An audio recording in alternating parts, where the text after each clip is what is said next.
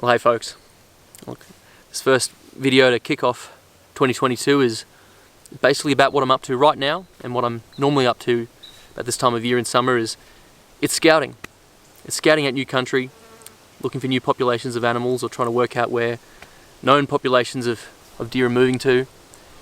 So in this video I want to be able to just present to you some of the basic systematic approaches I use to do that, and a bit about how I'm using trail cameras to work all that out too. I've got to tell you, I'm onto 3 patches of ground at the moment that I'm working, and all 3 of them new country to me. I've only been working in them about the last 2 or 3 months. I've never shot a deer in any of them, and I'm hell-bent on making that happen in as many of them as I possibly can. Just to start this video, I'm just going to show you guys the new pack that I'm going to be running this year, and just how I'm putting a few bits and pieces of my gear together there. But if you're more interested in the hunting strategies and trail camera stuff, well then there'll be some timestamps below to get you straight there. But folks, if you do stick around to the end of this video, you'll get a little glimpse at the quality of animals that I'm chasing right now. Oh, and I tell you what, they are bloody good. They are bloody good, and I'm very motivated right now. Some natural good times in my pipeline. But anyway, glad you're watching. I hope you enjoy.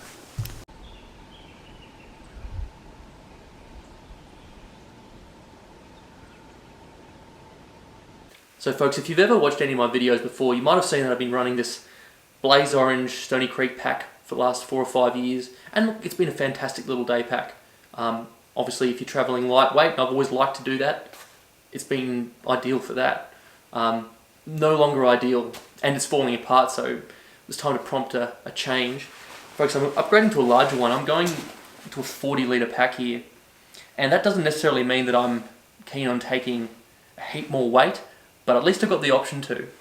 And so giving this spiker pack a run, and I was interested in it because it also doubles as a meat carrier. Haven't tried any of that yet. This will be the first afternoon that I have it out, but for today I'm just going to pack it as a day pack, a few little extras, because I've got to run it in. I've got to see how it shapes to my shoulders and make adjustments accordingly.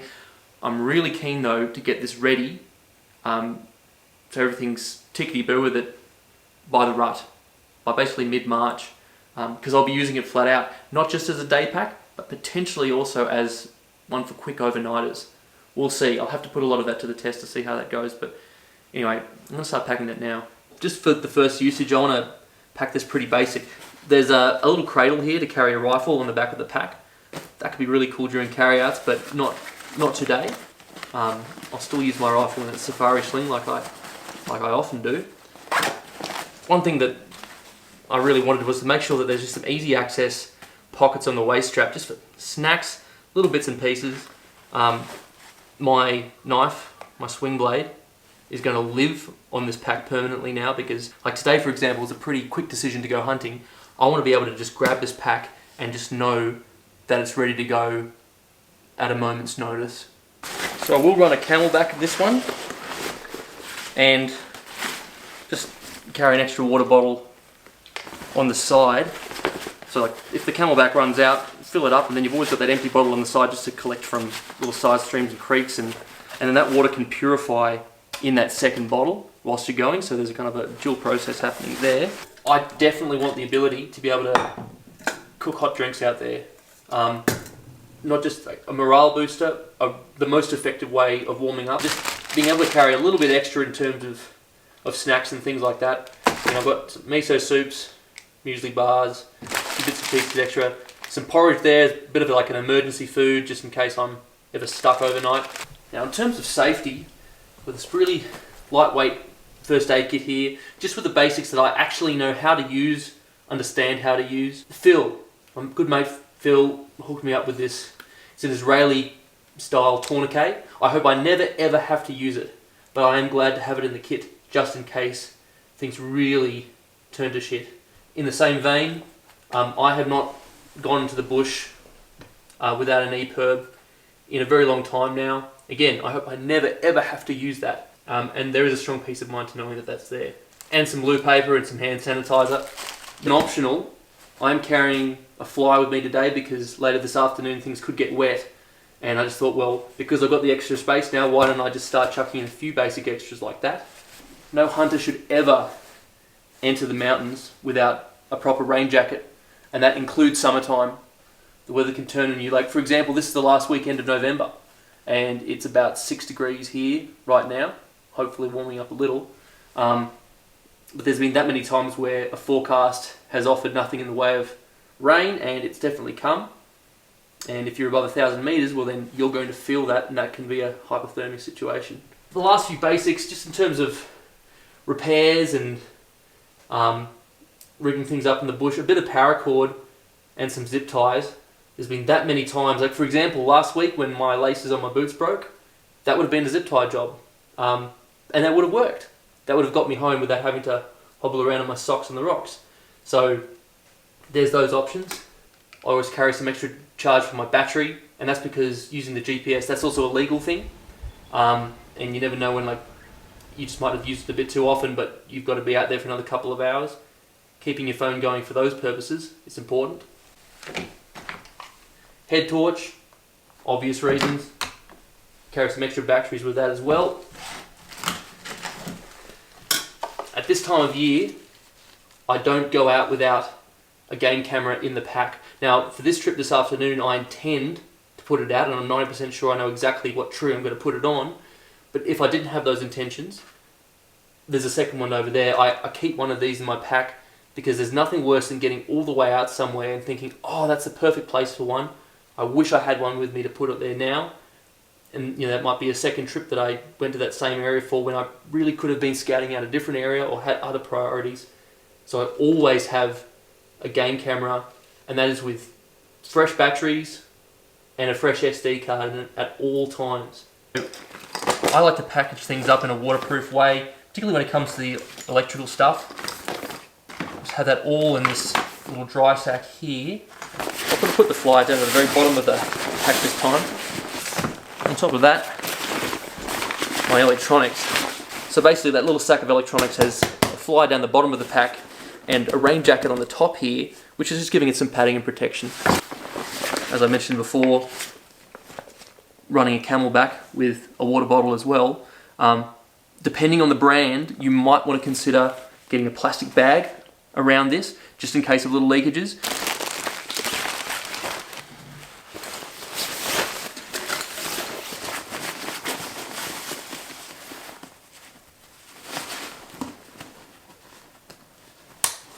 So I guess one of the main emergency items that I first think of is my PLB. People call them EPIRBs and PLBs, but this is a personal locator beacon. Having it connected to the pack at all times I think is important, obviously not to lose it, but also there's times when in an emergency where you are actually in fact mobile, and having this at the top of the pack like this as you're walking might be pretty essential if you know your position's moving and emergency services need to adjust that location, all that kind of stuff. Either way, top of the pack for that one. Cinching everything up so that there's no wobble in the pack. Keep everything nice and tight and ergonomic. And it's a relief to feel that there's plenty of room that I'm eliminating by strapping it up, which means there's a lot of potential for this still to be an overnight pack, just for lightweight overnighters, things like that. Less talking, more field testing.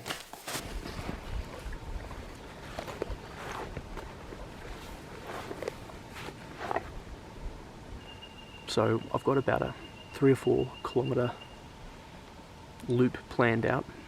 There's a few gullies on the way to there that I want to just see first, and the wind's perfect right now. So I'm going to bump through them, then jump onto a fly trail, knock a kilometre off, and head to the other side of the system. And that's where I'm pretty sure that I'll put my game cameras.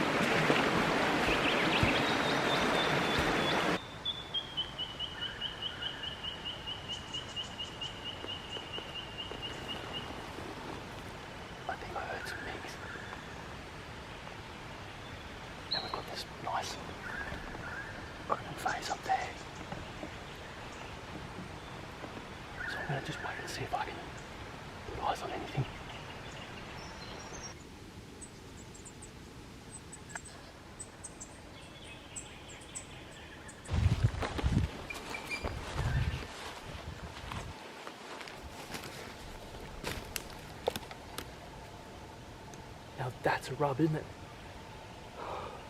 Yes! I am poking around in the right part of the world. You can see just up there, very tops of the antlers, is ground all the way into the heartwood of the tree too. Mind you, this is, I reckon, 1.5 years old. That's what I reckon. And it links up to the other system on the other side where I found some other sign last time I hunted around this part. So all of a sudden the jigsaw pieces, they seem to link up. Excellent. Oh, I'm keen. Keen as beans. Fuck yes.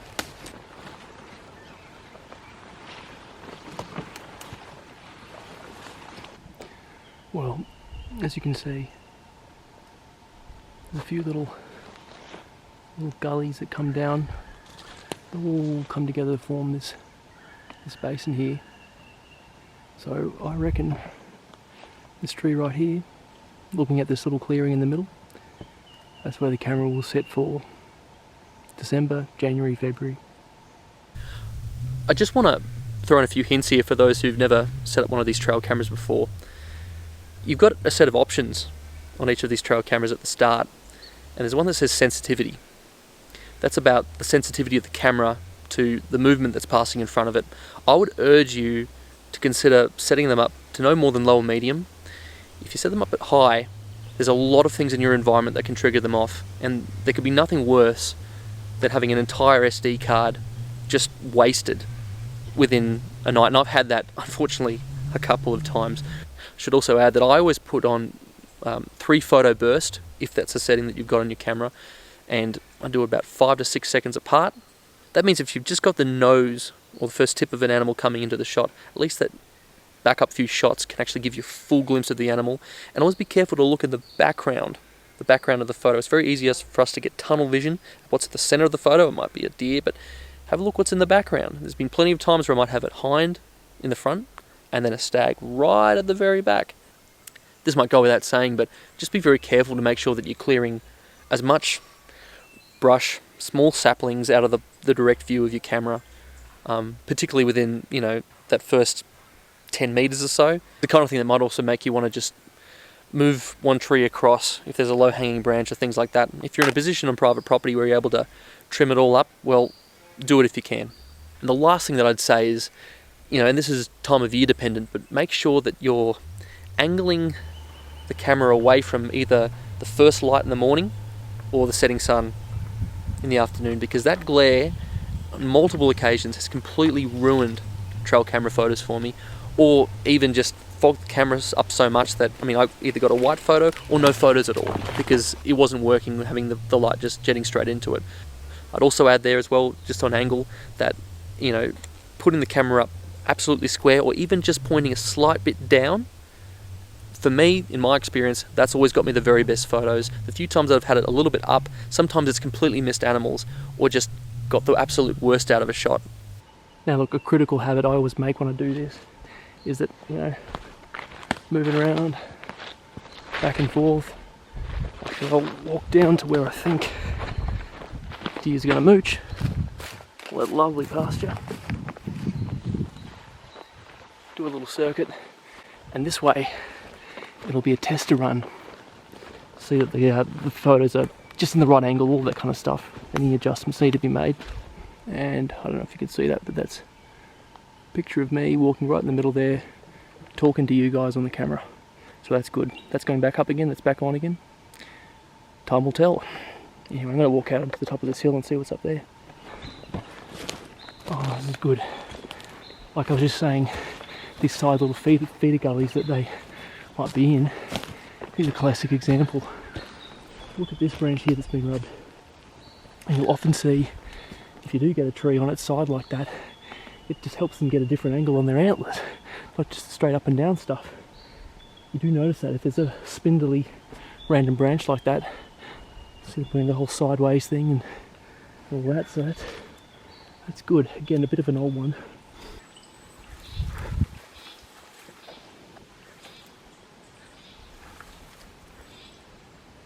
He's aggressive.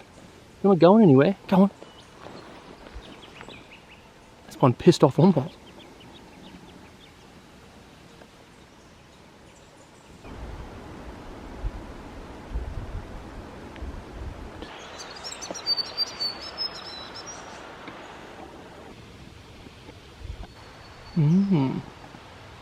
First evidence. Now, that's what we're talking about. That's what we're talking about. Awesome. Seen anything like these vibes before? I don't think it's a hive. I think they're literally just all swarming and hanging out off that same branch, and it's formed a big lump.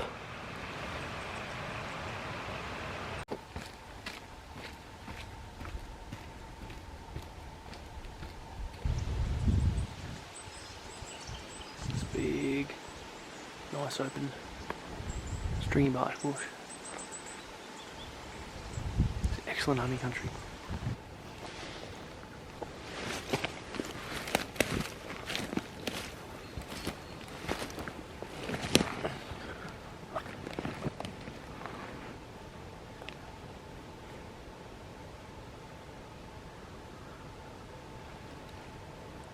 So there's quite a few clearings on the other side, and I'm on the north-facing side, the north-facing slope here. Obviously there's bugger all sunshine around today, but normally this is the warm slope. And there's very few clear areas on this side. So I'm trying to look through strategic gaps. So I'm just trying to find the gaps between the trees where I can actually see through to the other side. I'm also making sure that I'm looking straight down at the very bottom of this gully, because that's where a lot of the grass and the feed is. Because it's been so wet and everything in the bush is so green, there's just feed everywhere. Yeah, there's a lot of places that the animals could be. The reason I'm still paying attention down at the bottom there, just taking note of it, as well as it's not just about seeing animals, it's about thinking, well, when things do dry up, and they will, you know, next week's going to be back in the mid-30s, high temperatures up again, everything will crisp off real quick. And it's those last little moist areas, the bottom of gullies, particularly south-facing slopes leading onto those gullies, the area for them to feed in and to survive well in really narrows down over summer. It concentrates them. And that's where I think about putting cameras. Because through doing this now for about 10 years, worked out that those patterns are pretty consistent. I don't have to have seen animals walking there, or even to see any animal sign to think, well, this is a pretty likely spot for them to end up. And it's still a punt. I mean, sometimes that doesn't work out in my favour, but, you know, I'll just share a few little trail cam pics from the last couple of years where, again, I've seen very little sign in the lead up to it. And imagery like this comes through. Oh, I tell you what, it's encouraging.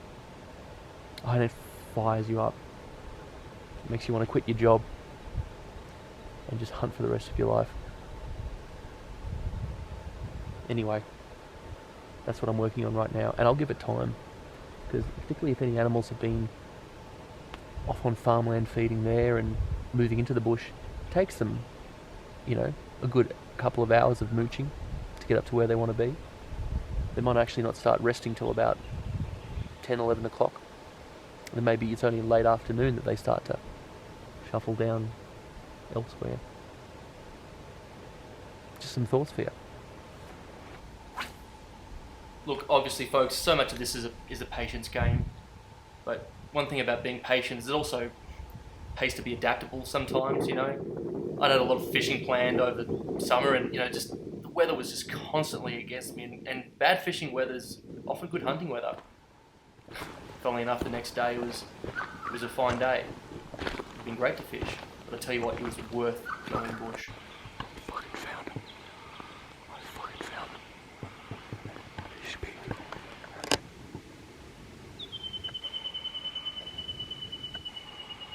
He's there.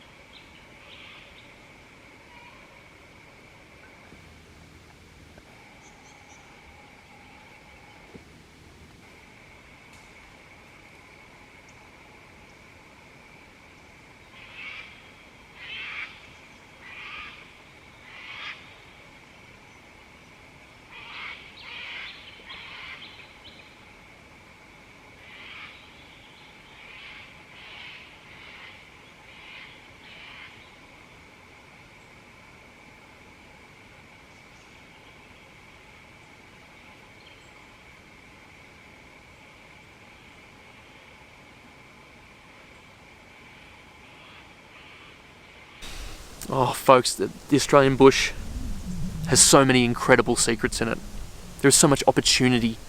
There's so many riches. There's so much game, good game. If you are starting out right now as a new hunter or fisherman in Australia, you have some of the best hunting and fishing opportunities in the entire world. In the entire world. But the keys to your success is going to be, above anything, just immersion. Immersion in nature, understanding ecologies and the systems of the bush that's around you. The more of that you do, the better a hunter that you're going to be. And the more often things like monsters walking in front of you, like I just had, is going to happen to you. Anyway, maximum respect, people. Hope you got something out of this video, and I'll catch you on the next one, I guess.